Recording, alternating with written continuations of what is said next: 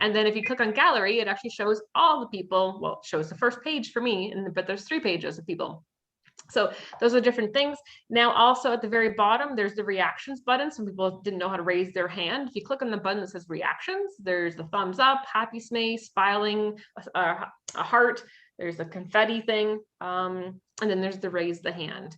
Later on, when we go into breakout rooms, an option will come up that says breakout rooms.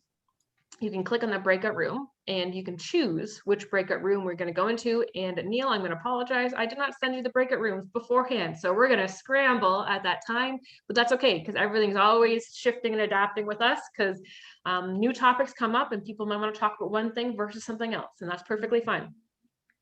So let's get going, I guess. So again, my name is Stephanie Gertz. I'm with the Waterloo Region Grassroots Response. I'm one of the volunteers. I'm probably only about 12 hours older than many of the volunteers in our team. It was more of a group of us in Wilmot started talking and really needed to get to do something. Neil, do you mind muting Diana? I'm sorry, Diana, there's a bit of an echo reverb from your phone. So basically, a bunch of us decided we need to do something. Something needs to happen. We Googled everything, couldn't find anyone coordinating anything, and we felt that we just need to do something with our energy. So I went online and I kind of Googled what are the different things that people are volunteering for, and just put it on one form or one document, and then put it out to the world and said, okay, who wants to organize, who wants to do stuff, and how can we pull ourselves together and coordinate? Again, this was supposed to be more of a Wilmot focused. I'm from Wilmot Township, which is in Waterloo region. I kind of felt that if we were focused in our local area, that we'd be able to, bring our community together and use this as a way of funneling our energy and building a sense of belonging. But because of the amazing team and volunteers that came initially with the group, they started making amazing connections. And I just have to say that Lisa from housing, phenomenal, would not have been where we are without her initial onset of reaching out to the region of Waterloo, YMCA. And then what we learned was there was a need across the region for what we were doing. So then 2 weeks later, we went region wide. So and now here we are. And the way we're structured is it's not a hierarchy. It's basically where the energy is. We see there's a need or problem. We identify the need and problem by talking with the Ukrainian community, with the region organizations, churches, and we identify where problems and gaps are. Because of the new application process that the displaced Ukrainians are coming into Canada, there's huge gaps. And so we identified a number of those gaps and we started building teams. So where energy was, where people were thinking of spending their time, where they felt that things need to get done. If we could find 2 or 3 people that could lead those areas, we said, great, you 2 or 3 people, you lead, and we will throw volunteers at you that said they wanted to help and see what you can build. They built their own structure, they built their own teams, they built out how they're going to be, what they're going to be doing. And then we just ran from there. And it was absolutely phenomenal, the amount of people and volunteers that have come together, rallied, and just what we built, it's all of them, it's all of our energy. So basically right now, about 5 weeks after the idea of I should put a Google form out and, let's work with other people, we now have what we have. Currently, you'll hear from this, but we have a housing team. We have a housing team. We have a marketing communications team, volunteer management team, and information management team. We also have a new this week resource team that's looking at transportation, translation, donations. And then within the resource team, we have our Ukrainian buddies. So we've always been working hand in hand or very closely connected with the Ukrainian community along our journey. But now we actually have them part of we're providing as many resources as possible to these people in our community that can speak Ukrainian or Russian, and they're going to be the original go-to first connection to the Ukrainian families that are coming into our area, and then funneling what resources and tools or what resources they need and asking our resource team how they can help. We also have a partnership team that started up this week. So we're always building, we're always growing. We have over 270 people that want to volunteer. If you have not heard back from us, sorry, we're just, again, It's all about our capacity at our organizational level.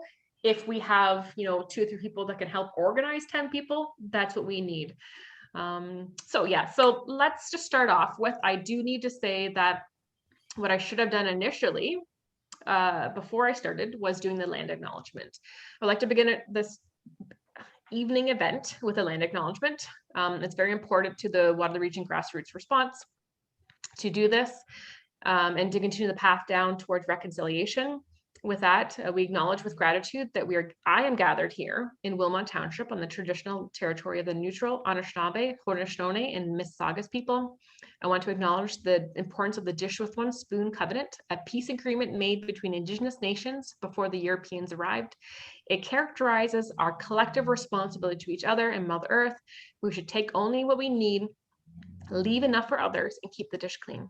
By acknowledging this covenant and the First Nations, Métis, and Inuit people, we are reminded of our important connection to this land where we live, learn, and work together as a community. In Waterloo Region, we do have a number of organizations that you can support by donations or volunteering. We do have the Indigenous Food Sovereignty Collective of Waterloo Region, the Healing of the 7 Generations, and also the Wilmot Family Resource Center does have an Indigenous elder, Nina, at it. Working with them. So again, it's not just about recognizing and saying these words, it's actually truly understanding that we do need to spend time and give and put meaning behind what we're saying. So that's the land acknowledgement. So let's start off with tonight. And like I said, the structure of this event changes on a daily basis. What I thought we were going to do yesterday was different from what we're going to do today. Always needing new people and new ideas, new challenges that are coming up on a daily basis. So letting you know that our team leads do have a daily scrum. And so on a daily basis, I'm meeting with a number of the team leads to go over issues and problems and challenges. We're talking constantly on Slack. So like I said, this is always evolving. If you feel that you're never heard or there's an issue or problem, please do reach out to us. We're not here. We want to make sure we're inclusive and we're including as many people as possible, but understand we are volunteers. Every single one of us are volunteers. Some of us are volunteering, have more time to volunteer than others, but we all have great heart and we all want to make a difference. So tonight,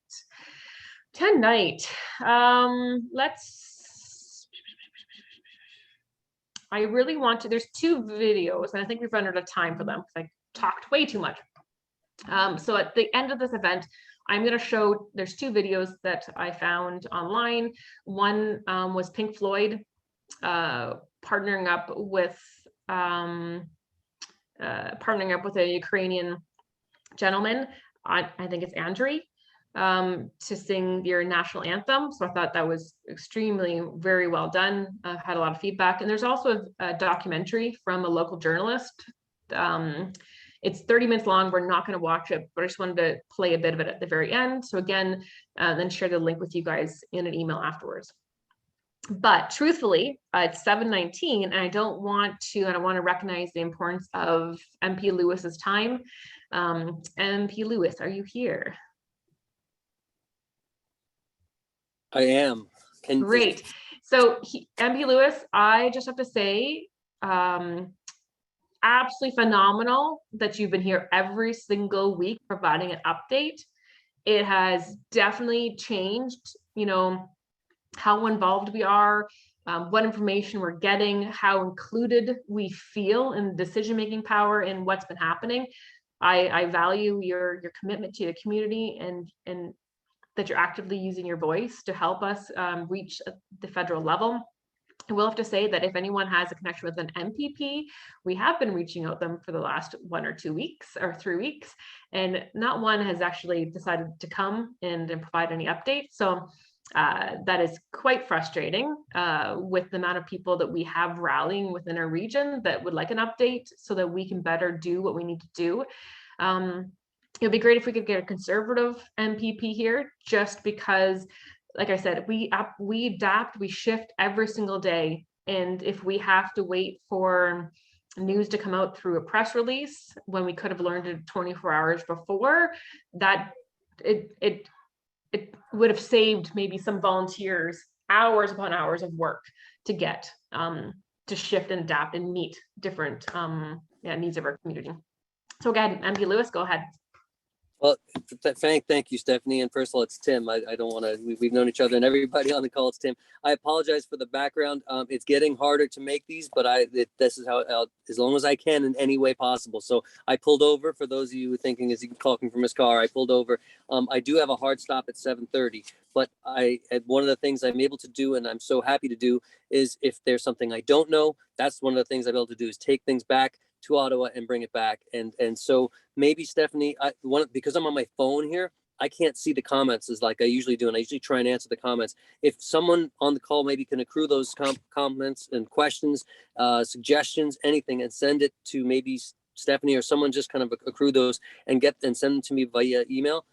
I will continue to do what I'm doing and get those answers. I won't go back to the beginning, but thank you for everyone for being here. Whether this is your first meeting or your fifth meeting, it shows how much we care in this community. And I go back to Ottawa week after week, and I'll use the word brag about how organized we are here in the region, and mostly because of the hard work that so many people are doing here. So thank you. As you know, I'm just going to get right to it, just the information, the newest stuff.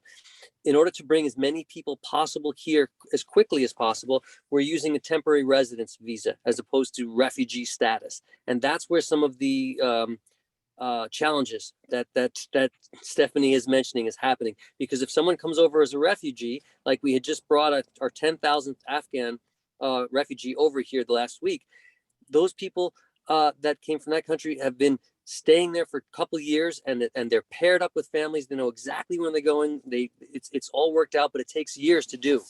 They've been waiting for 2 years to come. In this case, in order to move people quickly and get them out safely, we are using a temporary residence visa, which means people can come right away. The application process is working better than we could have hoped. We've got, I think it's last count, maybe 70,000 plus people have applied to come here. And also tens of thousands of people are applying for work permits as well. What we are sacrificing for speed is the unknowns. The experience on the ground itself is challenging. Basically, we don't know exactly how many, we cannot predict how many people are going to arrive because we're not booking it in advance like that. So what we're saying is, we're finding is a lot of people are applying for these applications to come to Canada, yet there are a lot of people that don't want to go very far from Ukraine. So even though we see all these tens of thousands of applications, the people are still waiting to see what happens in their homeland. They're only going to leave if they lose hope that they're unable to return. That makes it a bit more challenging. And right now we're seeing about 80% of the people that are coming here are applying for those work permits. And that work permit is important because that would automatically give them extra supports when they get here. But ultimately, this whole program is a challenge because we're basing it on demand, not basing it on allocations. And that's what we're working on. We're letting anyone who wants to come. And when it's based on demand, the advantage is speed, but the disadvantage is we don't know how many people are coming. So we have three things that we've made sure we've done. We've extended the settlement supports. We do. Our region here is a settlement region. What that means is there are certain regions in Canada that are equipped to bring in, that have settlement agencies that are spearheading this. We did this with Syrian refugees in our community. We're doing it with the Afghan refugees, and now with Ukrainians as well. So we are a settlement region. So we're giving extended supports to the settlement agencies here in Canada. We're also putting more resources on the ground in different locations in Europe. We can't get into Ukraine, but as people leave Ukraine, we're putting more resources, and we know that we have to do more there. So we're doing that. And also what we've done is we've stripped away all of the requirements for people to come here, except what they call biometric requirements. For anyone who's heard me talk about it, I'll repeat for the newer people. Biometric requirements is simply fingerprints and a photo. So we've stripped away all of the check boxes that people would have to do to bring them here faster. We've got about 500 settlement support regions across Canada, and they're the organizations offering language training, employment opportunities, helping to do enrolling in schools, a lot of the same things you're doing. And you're working very, very closely with Immigration Waterloo Region, which is fantastic because that partnership is going to be so valuable. We're investing more in that. We're also the predictability of where people are going to go is a challenge in Europe, which country they're showing up. We right now, Warsaw, Berlin, they're going to Budapest, Vienna, Prague. What happens is we're putting resources in the cities where we think people are going to go, and depending on what people are hearing, they say, well, this city is a safe city, and people are moving around as fast as possible. So the patterns of people moving around in Europe is going to continue to shift, and it's getting difficult to predict, but we're getting as many resources together, working with the United Nations, the European Union as well. And when the patterns change, then we're also going to change our resources. And as far as the biometrics, if we just, the one decision could have been totally visa-free travel. You might have heard that in the news. Why don't we just do visa-free travel? That would have taken, if we had done that, it would have taken a few months to rewrite the computer software and make changes at the borders. It would have been too slow to do things. So instead of doing visa-free, we did biometrics, which is that fingerprints and pictures. Ultimately, anyone under 14 years old wasn't required to have those biometrics, and anyone over was. But what we've done now is we've relaxed those biometrics to make things even faster. So anyone from kids from age 14 to 17 is now, they don't have to do biometrics as well. And anyone over 60 doesn't have to do biometrics as well. And also people who have a history of already traveling to Canada. So we're making it as barrier free to get there. And right now we're still in conversations. This is where Stephanie says things change by the day, about transportation, right? About like people in this first batch of people coming here, they're coming here on their own volition. They're getting on planes themselves. We know that they have the most resources. This program has been open for only about 3 weeks now, and people are coming already. They're mostly going to the bigger cities. But as things move on, we know that less people are going to have the resources to get here. So we're working with organizations and companies to work on extra donations, transportation, as well as helping with housing as well, and welcome packages. A lot of the same things you're doing. So we are working to bring people here as well. Like I said, major corporations are stepping up, and that's some of the ongoing discussions I can't get into. But mostly we're starting settlement in the bigger cities and moving out, which means it's coming soon here. The motivation is speed, but one of the things we have to be careful is, and it's a challenge, it's a hard discussion, but human trafficking. We have to be very cognizant of keeping people safe. And ultimately, at the end of the day, is going to be probably the largest and fastest moving humanitarian response that Canada has ever made. And we need all levels of government stepping up. We've got help here in the region. It was a day or two ago, I think Ontario has said they're going to offer the supports. I don't have those kind of details yet. That's on the provincial side, but that's a promising step. That was that missing piece of people saying, am I going to have OHIP and all the access to the supports that they have? So, and I can see once in a while, I see something pop up as far as the comments, but I can't read them. So that information. That's no problem. So Tim, one was talking about OHIP, but that's Ontario based. Okay. So we'll have to, and then one was looking at just a quick question of why can't the biometrics be done at the airport? So you said last week the idea of, bringing a whole airplane full of people that needed to come over. And this has to go with also people waiting 3 or 4 weeks and then having to take a train for 4 weeks to get to the office where the biometrics is being offered. And then what happens with people with disability or people with, 4, young children? How are they supposed to book an appointment and then transport all their children with them or in disability to get to an office to do the biometrics? Yes, and that was one of the things that was a challenge. So we put mobile biometrics units in place, and the mobile biometrics are going to the various cities. As soon as we hear that demands are more, we're sending more people and more of these mobile biometric sites as well. And so that we're doing the best we can in that case, and working with other countries in the European Union mostly, because they're seeing where the flow is. So Okay. We're basically just putting more resources in there. We've sent more people and more money. So just quick question, what can we do to help? Obviously, you see there might be issues and gaps, and there's only so much you can do without us helping to stand behind you and rallying our voice behind you. What additional changes do you think needs to happen and needs to get done that we could build a momentum, a voice behind you so that you could bring that to Parliament to change something? Well, and I think that clarity of exactly what's happening with the OHIP and with those supports systems, those kind of provincial supports that are there. We all need to know that's coming. And I think running point would be Immigration Waterloo region is still in our region, that's where they're going to get probably the information first. So that ongoing relationship that you have with the YMCA, with maybe the Multicultural Association, with the Immigration Partnership, I think those are the most important things you can do, because and also working with the Ukrainian Congress and the churches around here. I think just having that conversation that you're ready to go, I think is going to help the most, because we won't get much notice when people come.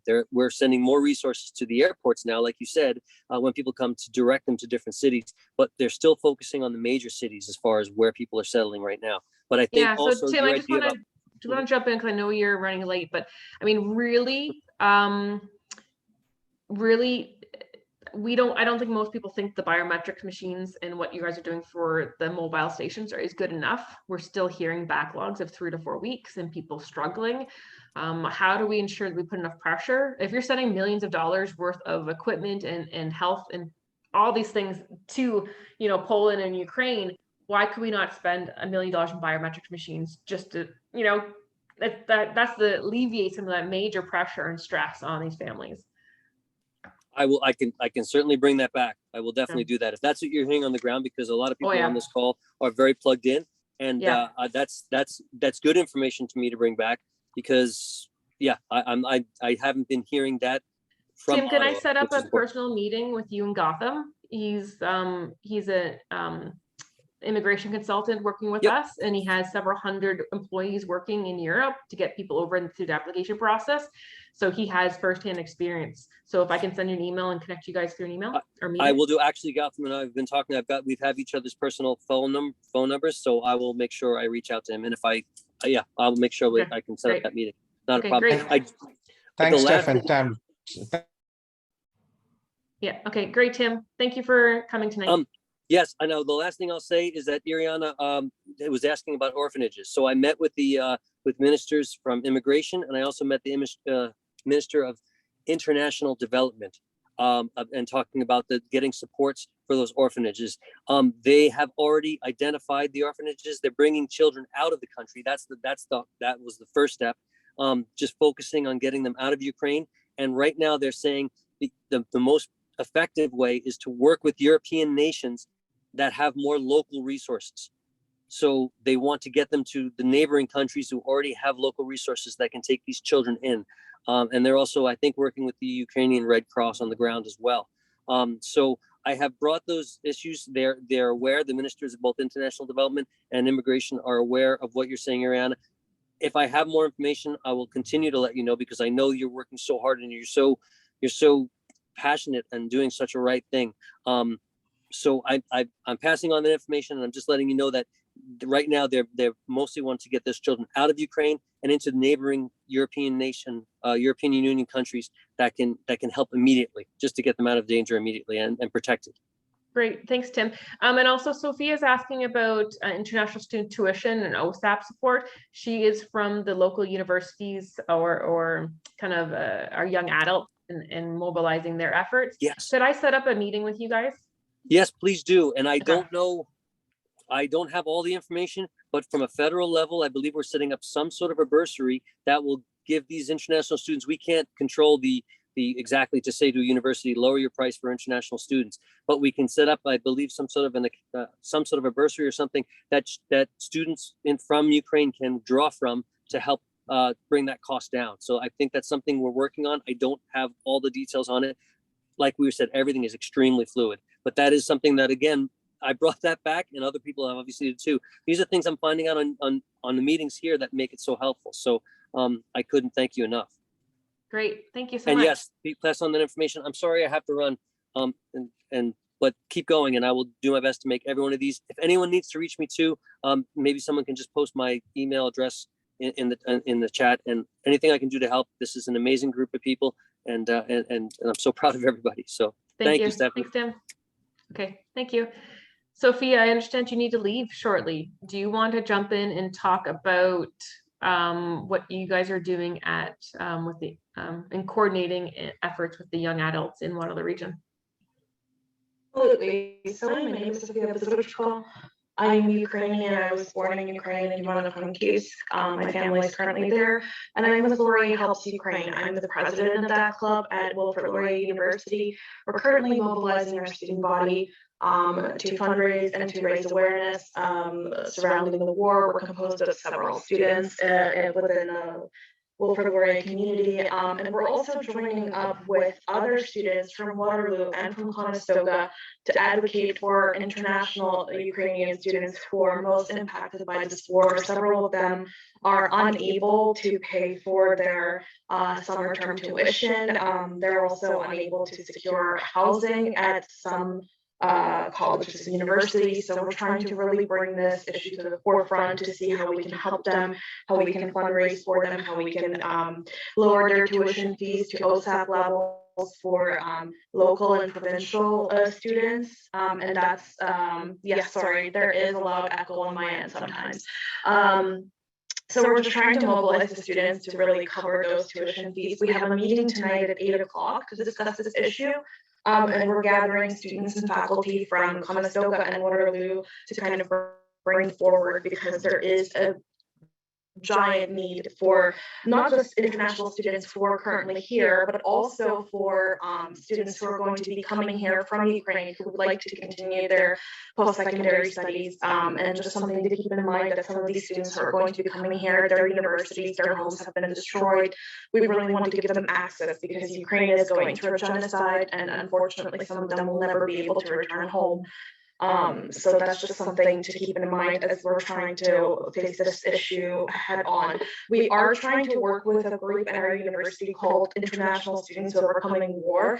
Previously, they've provided full scholarships for 23 students from Afghanistan and from Syria. But currently their budget is relatively low, and they mostly provide these scholarships through business partnerships and through donations directly to the school, and that's something that we need to kind of face head on. We've been given a number yesterday morning from our school that in order to fund all of our international students who are currently from Ukraine until the end of their graduation, so like get them all through 4 years for the 8 students that we currently have, we would need to raise $800,000.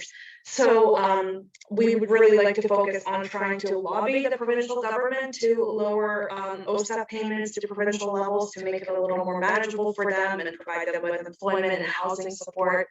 And that's kind of besides the fundraising and besides being able to help our community for those who are coming in, there's also the angle of student advocacy here at in Kitchener-Waterloo. So thank you so much for listening to me. Yeah, absolutely. And you know, as we hear about new groups that we've just been kind of connected with, we want to offer your support or offer our support in any which way. We do have about, like I was mentioning, 270 volunteers that are actively energetic and eager to jump into different projects and different ideas. And if we can't find use for them right now, we would love to be able to offer the option for these volunteers to join some of the actions that you're taking as well. So please reach out to us and let us know what roles or tasks or things you need help with, and we can share that with our volunteers, because you know everyone wants to help in some way. Thank you, Sylvia. Oh, and can you, if you message me details about your group and how they can contact you, I can add that to our newsletter. I will leave that. I will drop our general email in the chat right now, and I will message you privately on Facebook to kind of more information on our club. But thank you so much for listening to me. Thank you so much. And then next we're going to do Anna. Anna is the team lead for our newly formed resource team.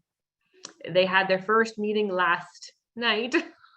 Yep. So they're building. So if you have any yeah, Anna, you can do a call out for action if you want for volunteers, or I can do that, but once you talk. No, I can do it. Thanks, Steph. And I'm sorry, I'm in a car, and so I probably won't still stay till the end of the meeting.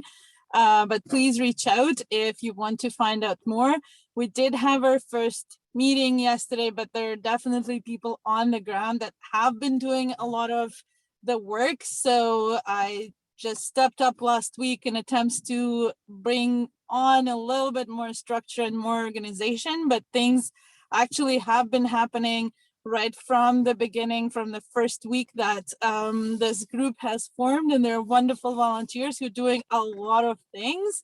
And I think they might be burning out a little bit. So we do need more manpower on the resource team.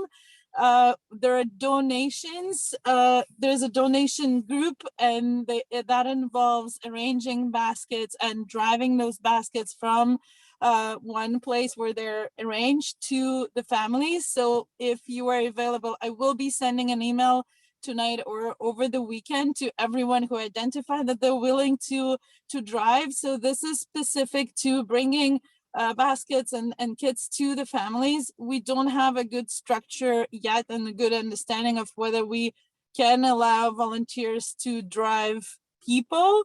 But at this point, we definitely need help driving goods and donation kits to the families that are arriving. And we expect that there will be many more families coming in the upcoming months. So I will be sending an email with your availability. If you can indicate that you're first willing to come and help, we will try to make it realistic. So 24 to 48 hour call out. We understand people have their lives and they're busy. So we will work on getting it more organized and a bit more notice, as we understand that that needs to be in place. At the same time, we sometimes do need a little bit more of an on-call role. So please, thank you, Michelle. I really appreciate it. So we'll keep that in mind. And Steph, can you save the chat after the meeting and just in a Word doc so I can go back to it? So thanks so much. Expect an email from me. Another thing that we're doing, we're collecting resources. So it has been started by a very active group of people, Michael and Nadia and Gotham and many others, who are just created a document that indicates a lot of different information and things that people can run to. We are developing a mechanism to make it a little bit more accessible. So I saw early in the chat, people are saying, well, you know, the job bank that the federal government has arranged is really hard to navigate. So we might consider involving volunteers with helping sort some of that information out from the big resource document that we have. We also are working very closely with the partnership team. So as soon as they find out that there are partners who are willing to support our donations or who are willing to support our transportation or provide additional translation and settlement services, we add it and we give it to the volunteers, to the volunteer buddies. I'm sure you'll hear about that as well. So there is a big coordination effort. If you'd like to join our team from the coordination side of things, I'll be very grateful. There is a lot of organizing and coordination that happens behind the scenes that does involve some basic tech knowledge, but nothing too overwhelming. So it's more of a commitment of consistent hours. We don't ask for a lot of hours, just a little bit more consistent, so we can ask you to, you know, check your emails once a day and tell us what's going on, or check a specific document and look at a specific part of it and return it within, 48 hours. So if you're willing to do that, that'd be absolutely awesome. Thank you. And there will be a follow-up email that is coming. We just need to compile a list of people who are not resourced from different places that we're hearing that people are willing to help. Thanks so much. Thanks, Anna. Thank you so much. Yeah, so like the baskets I was typing, the baskets are hygiene baskets right now, welcome baskets and food baskets. And we're looking at one-time service or over every month. So everything is all being shuffled around. And again, this, the functionality and how resources working and what we can offer is all dependent on the people that join the team. So the more people that are able to join the team, the more creative we can be. Also our partnership team, which we're going to have announcement from Frank talking about partnerships, and or if Mike's here as well, Mike will be the one doing the partnerships. But the idea is that we don't want to reinvent the wheel. We don't want to be we don't want to be creating things that already exist. Our whole goal is to find community partners and organizations that are already doing things, and then funnel these requests for things, goods or products or services or help out to already established agencies and entities. And so what we find is that we might decide that we're going to outsource some of these features to another organization. And if you're really excited about helping with those things, then we welcome you to kind of join that organization to boost up their volunteer base, so that they can do more and help out more. And so that might be delivery of food, or that might be the food bank. So again, we're going to talk very shortly. Frank is going to talk about the food bank. So I'm just trying to monitor time wise. I think it would be Wendy and Frank that'd be next, because you guys got to go before 8. So Wendy and Frank, who wants to jump on to speak first? You go first. I can. Great, Wendy, go ahead. Okay, so I'm Wendy, and I'm one of the members of the housing department, or the committee. And last night we held a meeting that was really, we hosted more than 50 people who are people considering providing housing for the newcomers coming, or we had a number of people who already have people living in their home. And what we were really trying to accomplish is to give people more information around what they can expect the experience to be, and what support we believe is coming, which, as you can hear, the common theme is everything's kind of up in the air. But to give them enough information to say, here's what's happening, here's what you can expect, here's all the things we're rallying with the community to try to do, so you can make an informed decision before you commit to bring someone into your home, so you feel really good about that decision. And for the people that already have people living in their home, here's all the things that we're working towards to give you support. So it doesn't matter whether the housing match came through our group or outside of the group, we're here to support you. So we had a group from Open Homes, which is another grassroots group that has been supporting refugees in their homes for many, many years. We had 4 people come and share their experiences. So it really gave you a sense of how inspiring the opportunity is for your family and your own experience and how you can support people. But then they actually gave us kind of the really. So the importance of setting boundaries and managing expectations. And then we had Mallory, who's one of our volunteers. She did a recording where she shared her experience to date. She's been supporting a family who isn't living with her locally, and she's currently going through the experience of a family that is coming to her home.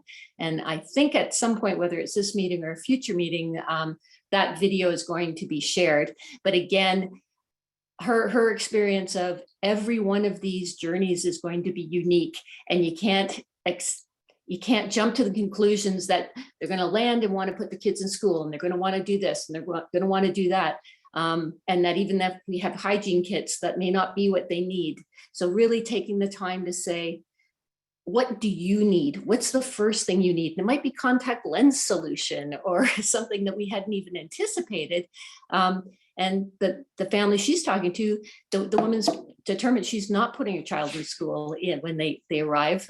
She wants to start in September. So that takes some pressure off and trying to navigate those things. But really got a sense of it's unique, but it's exhilarating. And I think we started to form a community of people who are going to share and support each other as hosts.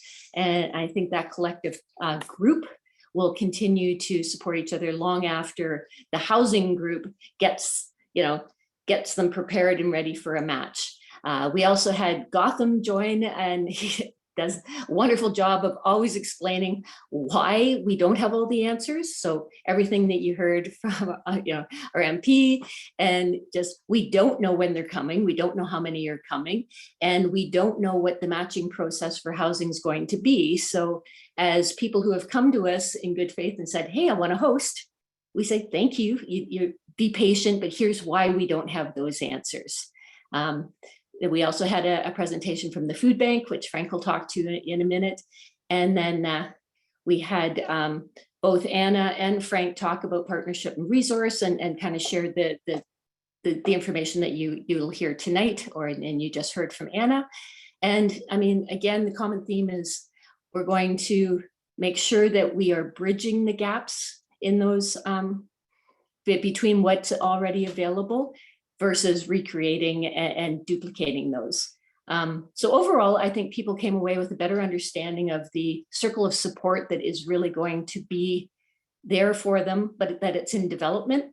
And early feedback we had last night was one attendee sent us a note, and it was like, the meeting was really informative. We certainly are more comfortable with our decision to bring people into our home. So if that was the measure of success, that was mission accomplished from our standpoint. Actually, thank you, Wendy. So we just have a question: is, will refugees so it'd be the displaced Ukrainians be vetted as well as before their home assignment? I'm not sure if you want to answer the question or if you want me to. I'll let you. So, I mean, currently we're all volunteers. And so legality wise, we really struggled with understanding how much we got involved with vetting and how much we got involved with. And so, we have spoken quite often with the host families, understood their bios, understand their needs. This is a new this is a new step for them. And things that many times through the refugee process or immigration process, families are, go have support for months and months and months before they open their doors. So the idea is that, we don't really want to say we're vetting people per se. It's more that these host families are more part of our volunteer base, and we want to make sure we're supporting them as much as we can in their decisions and making sure that when that they feel they're part of, we're their community, we're their support network, they're part of us. As for the Ukrainians, they do have an intake form now that is in Russian and Ukrainian. And as of Wednesday, there's a new group called the Ukrainian Buddies. And so when an intake form is being completed by a Ukrainian family, that information automatically gets sent to the Ukrainian Buddies, so that they can be the first initial contact for the Ukrainian families coming to our area that need housing or need additional resources. That group is still being developed. Like I said, they started their first meeting on Wednesday. So they're still trying to figure out what this looks like. And anyone who speaks Ukrainian or Russian who wants to participate in that or help out in any way, please let us know. Let Jenny know, who's a volunteer coordinator, or if you're in Slack, please put that in the general conversation. We'll connect you with the group, the Ukrainian Buddies, so we can, again, start developing what this even looks like and how we're going to engage with the Ukrainian families as they initially come in. The next question, sorry, go ahead, Wendy. So the one thing I'll just add is we're making sure that we're compiling all of the feedback we get from these host families and all of the other information that we think a host would want to share, so that we can build a resource for people as they try to look for the compatibility match between their family and the newcomer coming in. So all of it will be compiled and be given to the resource team as a resource. Yeah, and what we're trying to do is, again, we're not trying to create a new resource ourselves. Sorry, Frank, I'm going to be quick. I know you guys got to leave at 8. But we don't want to create a new resource ourselves. But we are working very closely with Waterloo Region Immigration Services and the YMCA and other services. And we've reached out to Airbnb.org, trying to figure out if we can allow the families to put their information on there. We've learned that Canada doesn't have an option for Canada. So we potentially could tell the host that they can go on to I Can Help. I think it's icanhelp.ca. But we're really trying to make sure that our volunteers are not liable for any of this stuff, because it's the volunteers. We're trying to help. We're trying to do our best. So we are trying to work with other organizations, entities, and provide them with information. So if you have an apartment, I feel that's a lot more easier for the immigration services and other entities to match up with the Ukrainians coming in, because they're not living in our house. So please be patient with us. We are trying very hard to provide spaces and homes for the Ukrainians coming in. Frank, I just want to make sure respect your time. You have 5 minutes to do your and I'm going to display my screen. And in the video, Wendy, you did mention, I do have it up here. Again, it's the lovely Mallory. I'm not going to show it now because it's 12 minutes, but it will be in the email that goes out to people afterwards. So do you want this one or do you want the next one first, Frank? Well, we'll start with the food bank one, but so my name is Frank and I'm on the partnership team. And my role in the partnership team is trying to understand what community agencies are out there, what they do, what services they provide, and the interconnection between the other agencies that are out there. And the good news is there's a lot of interconnection. The bad news is there's a lot of confusion because of all the things you've already heard tonight about the way the newcomers are coming in, not through the normal refugee process. So as we've heard, we've had the federal government, we've got the provincial government, we have the regional Waterloo, and we have agencies. So locally, these agencies are places like the YMCA, which is a primary settlement partner. It's probably the first stop for newcomers to come in as far as getting help. They will work with Immigration Waterloo region, as well as there's a network of volunteers for the Waterloo region that will also be integrated. Our biggest stumbling block right now is the provincial government. They made a great announcement on Wednesday as far as OHIP and schooling with not a lot of details. And we are about 3 weeks away from the start of an election where nothing will happen provincially until a new government is elected. And then we don't know who that's going to be. So it further complicates things. So it's really a changing playing field. We're trying to connect the dots. We're trying to make it the safest and easiest for a soft landing for newcomers to come in. When Wendy and I started this 3 weeks ago, none of these agencies were doing anything. The good news is they're all ramping up and they're starting to do things. We just haven't figured out who's doing what yet. So again, stay tuned. We had a presentation from the food bank yesterday as one of these support agencies. So this is the type of document we're trying to create for the resource team so they can put in their overall guide for host families and newcomers that come in. So it's really easy for them to have a reference to, I need whatever, in this case, food support. So we have the food bank in this area. So in a nutshell, the food bank, because there's a lot of misconceptions about it, provides food assistance and support for everyone in Waterloo region. And they're a key part of the food assistance network of the Waterloo region. So the big deal here is this program is designed to provide assistance. So it's not designed to give you breakfast, lunch, and dinner every day. It's to give you support. So support for newcomers that come in, newcomers that maybe are getting support from a host family now, but maybe move out in 3 to 6 months. They've got an apartment. Things get kind of skinny at the end of the month and they need some help with some things. So this program is here for the immediate, the short term, the long term, and whatever future requirements anyone might have in the region.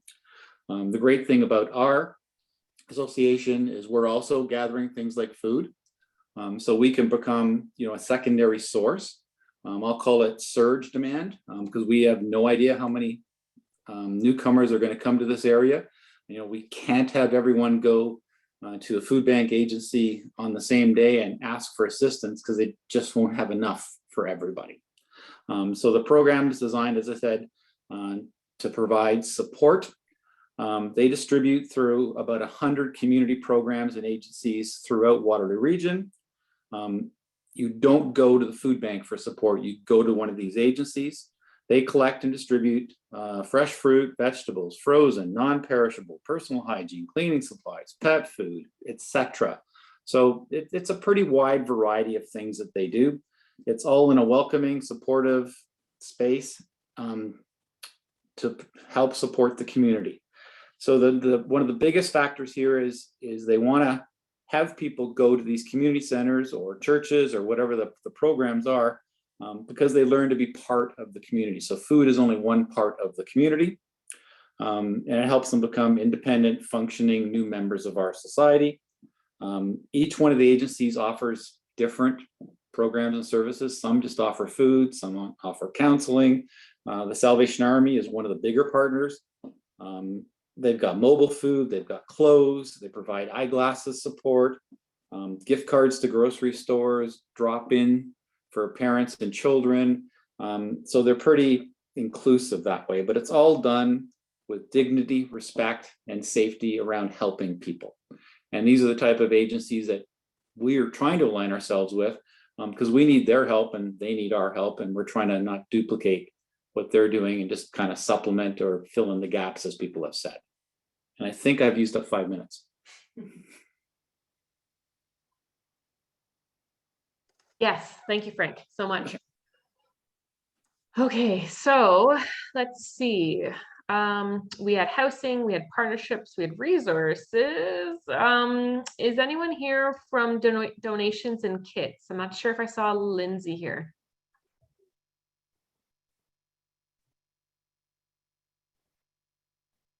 Is there anyone else here from donations and kits that are able just to provide just a discussion about kind of what was discussed at maybe the Wednesday's meeting, or provide an update of how donation? I know Anna, you're here. Do you want to provide an update?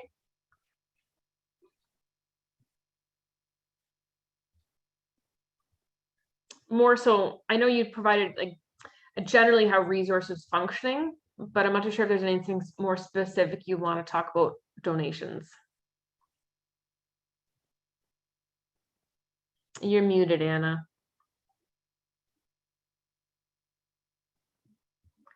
Maybe if you're trying to unmute yourself because you're in a car, but we will try that later. But yes, you already kind of talked about resources. Donations is a big tackling hurdle right now, especially as new Ukrainians come in. Oh, there you are. Unmute yourself.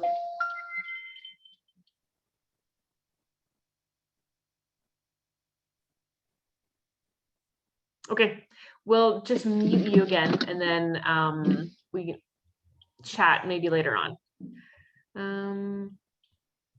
Okay. Okay, so okay, so let's talk about okay, actually let's open up for questions. Does anyone have questions about what you've heard regarding housing, donations, partnerships? We can do 1 or 2 questions if anyone has any questions regarding that before we move on to some new ideas.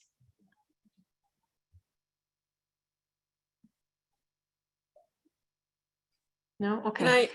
Can go I ahead. ask? Just a quick one. So I understand that all the donations from Wilmot have moved or are being moved to Woodstock. So what's the plan? So the group that's doing the donations, that's run through Bev Finnegan, that's not through us, that's through an external group. So they decided, and this is what's, and it's perfectly fine.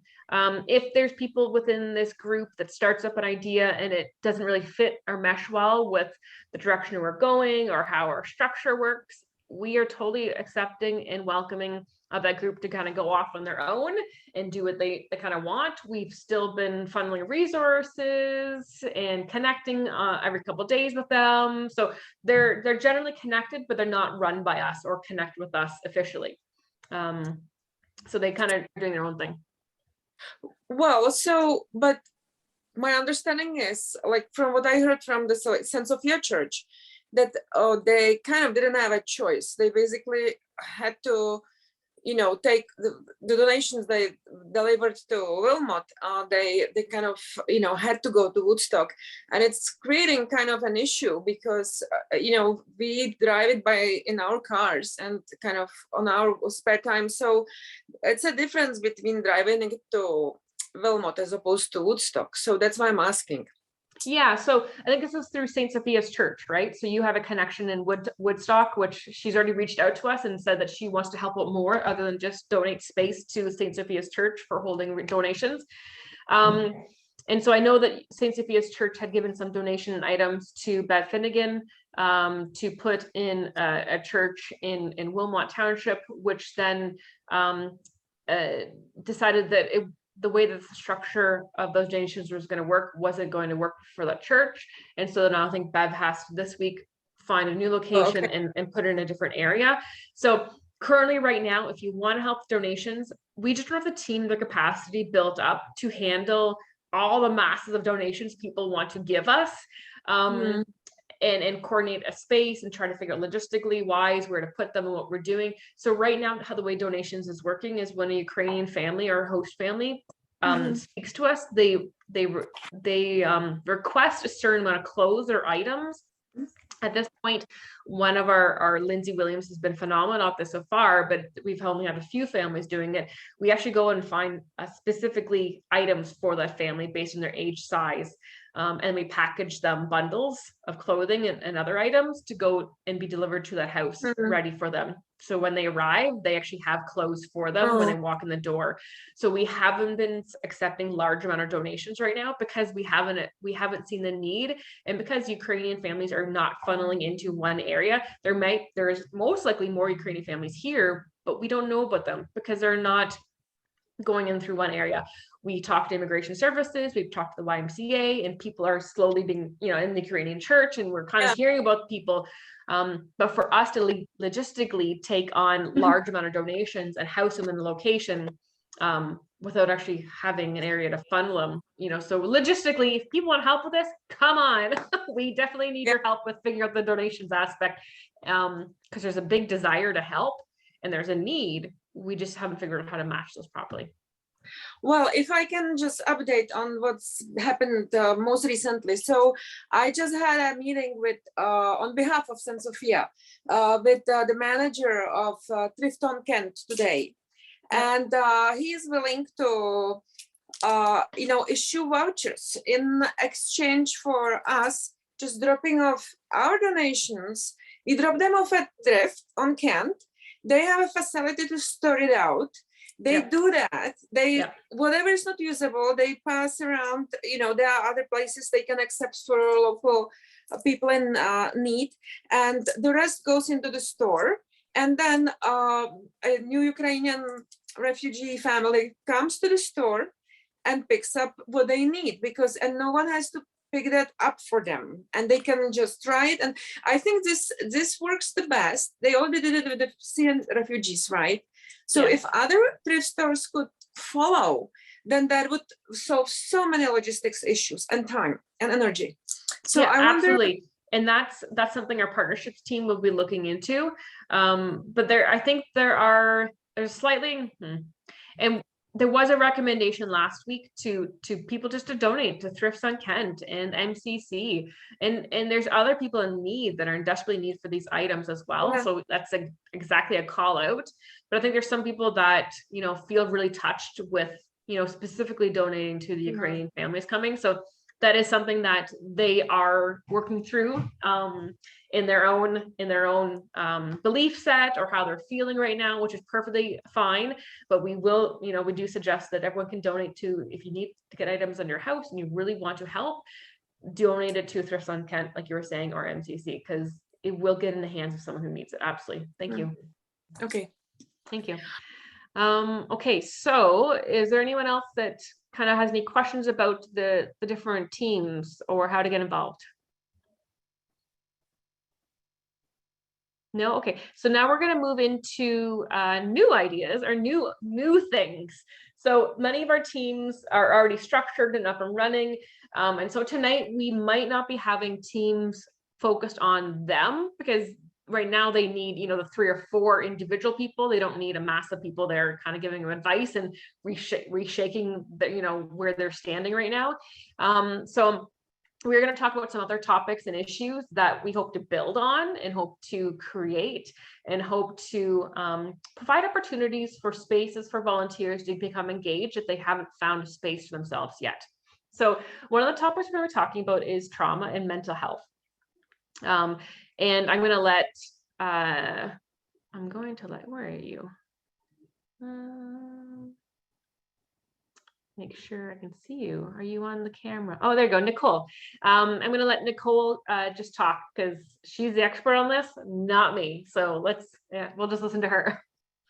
Okay, thanks, Steph. And it's nice actually to meet you out of energy because we've been emailing back and forth. So I am Nicole Brown-Faulkner, and I am the CEO and founder of TEAO Canada. So it's a newly founded federally incorporated not-for-profit organization.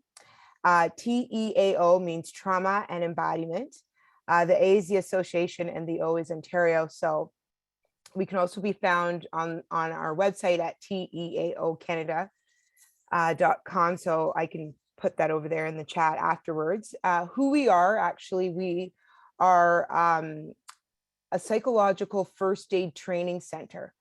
And we're also an embodiment education hub and referral and assessment center. So what we really do is we integrate services where there's gaps in the mental health system and services. So how we consider ourselves really is we are a body hospital for mental health. I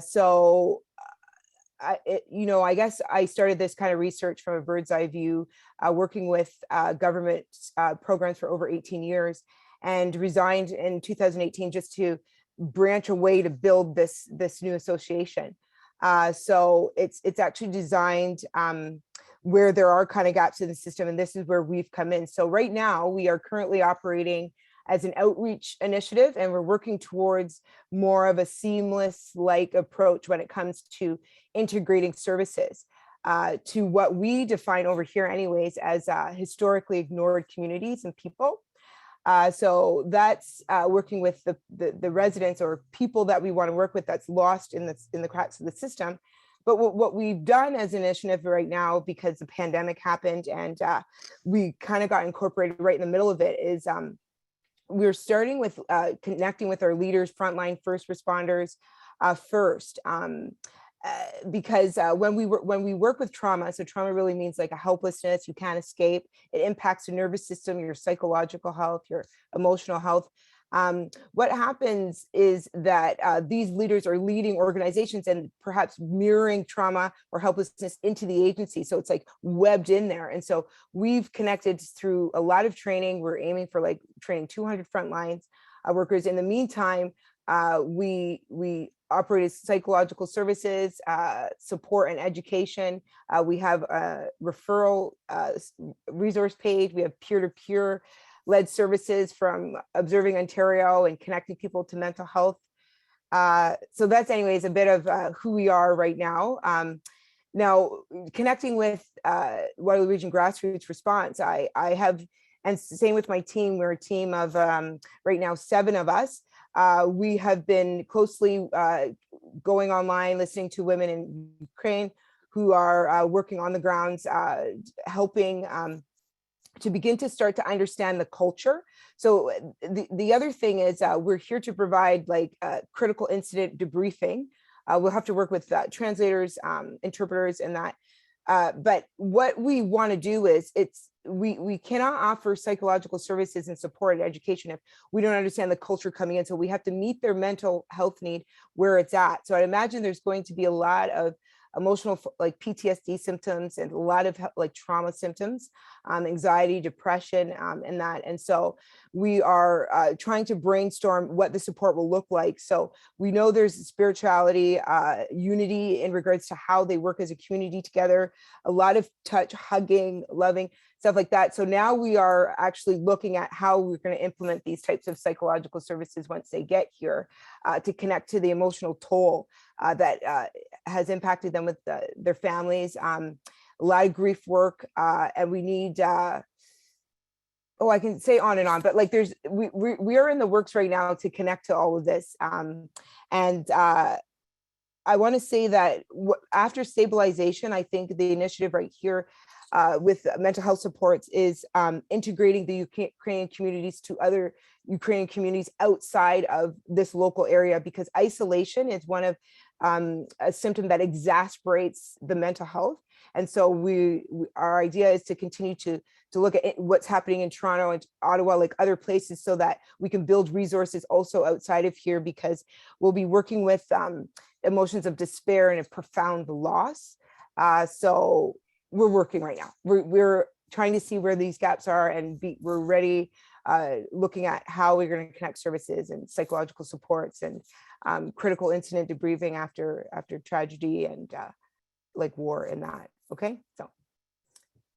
Thanks, Nicole. And I'm just wondering, I mean, you joined this group and you kind of put it out to us originally saying, I want to help in this manner whatsoever, right? Mhm. How do you do you see this more as a partnership with us, as your business with us, or do you see it as a way of being one of the, say, the core organizers for what would this even look like to rally other volunteers that might have additional assets and experience and maybe Ukrainian and Russian speaking, and how do we take some of this knowledge from your organization and business, but meld it into a way so that we can support the volunteers that are, you know, directly engaging with the Ukrainian family and the host families.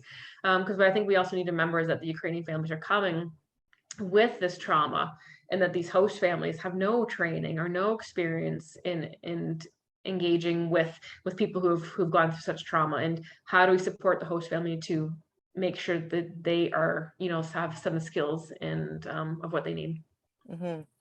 So yeah, you know, it'll have to be, I don't know how it will look like, but what I do know is I'm ready to meet the need where it is. I know that when it comes to trauma, the people who are caregiving or helping also as a result of it is impacted by the trauma. So we offer trauma responsive training.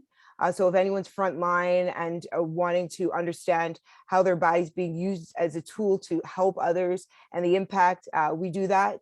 Right now we run it like over weekends, but for this crisis initiative, we can roll out training well needed. We can offer space to our frontline that's also impacted families.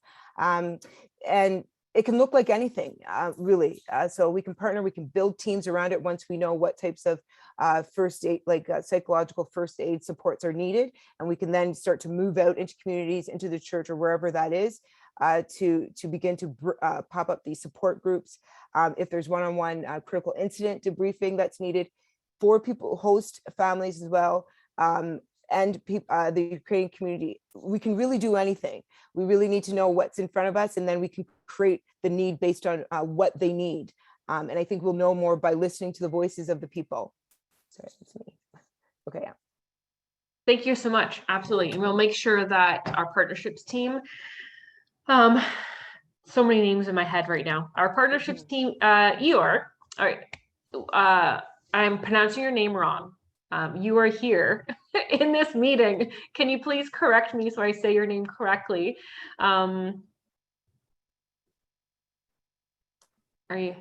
You're Lataki? I'm probably saying your H at a wrong H. Oh, bear with me. there you are. You got me? Yes, I can hear you now. Hi. Hi. So I'm going to introduce you. You'll get an introduction to Nicole, because I think you are the new partnerships person looking at businesses. That's correct. And Yeah. I'm So also you a liaison between partners and resources, so that would work well. That'd be fantastic. So Nicole, please look out for an email from him, and then we can make sure that we're already hearing, for example, someone in the chat window here had mentioned they are a host family for a local Ukrainian person who might be who might be need some additional help for mental health. So I'm not too sure if you could, I mean, technically we would like to be able to find a ways of how do we funnel people to you and without us being the bottleneck. Our whole goal is to introduce and announce and provide these resources without them having to go through us. Because if we don't exist in 8 months, where's that going to leave them? So we're trying to make sure we create that general connection with outside agencies and organizations as possible, but we're working through that process. Okay, so I think we're going to do breakout rooms soon. But one of the things I do want to mention, my son is now in bed, but so he's 9. And one of the things, I mean, one of my main focus was starting in Wilmot was really trying to bring that sense of belonging community together. We're from Wilmot.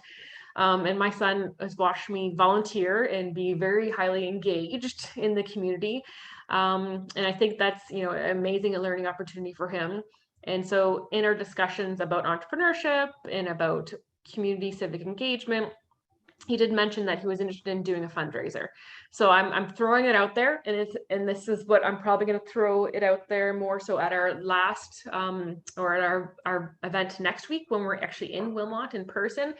But one of the things him and I have been discussing is doing a walkathon in Wilmot Township. It would be youth led. So children anything from 6 until 16 that want to do a walkathon, and it would be probably in about 3 weeks. But the idea is that myself, I do have a number of different experiences, but to set them up with the different tasks and actions to do, as well as a phone script, and they would get on the phone to phone local businesses to raise money, as well as help with the marketing and getting media releases out there. I'm hoping the press will come and interview them, but it's a great way to get them involved. So if there's anyone here that has youth between 6 and 16, or even anyone that wants to be 18, 19, there's no, I'm not gonna say no. But if anyone has any youth or know of any youth that want to do a local fundraiser in Wilmot, please reach out to me. I'll put my email address in the chat box, but because this won't be a Waterloo Region grassroots response activity, it'd be me as a mom who wants to make sure that our youth are engaged and more things are happening. Great, I will put my email address in there. So if there's anyone else that wants to do a quick announcement about something that they're working on, Irina, do you want to do an update on your update about challenges and trying to get orphans to Canada?